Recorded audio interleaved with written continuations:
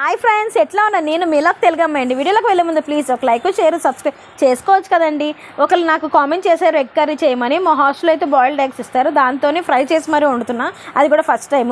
అది ఏం లేదండి, ఫస్ట్ స్టవ్ ఆన్ చేయండి, దాంట్లో ఆయిల్ వేయండి. ఆయిల్ వేయడాక పసుపు ఉప్పు కారం వేసి దాంట్లోనూ ఈ ఉడకపెట్టిన గుడ్లని ఫ్రై చేసి వేసుకొని పక్కన పెట్టేయండి. దాని తర్వాత ఆయిల్ వేడైపోయిన దాంట్లోనే ఉల్లిపాయలు కూడా వేసేసేయండి. వేసేసి అల్లం వెల్లుల్లి పేస్ట్ వేసేసి ఫ్రై అయిపోయినాక టమాటా ముక్కలు కూడా వేసేసుకొని ఫ్రై చేసి, మా దగ్గర అయితే పచ్చిమిరపకాయలు లేవు అందుకని ఇట్లా ట్రై చేసేసాము.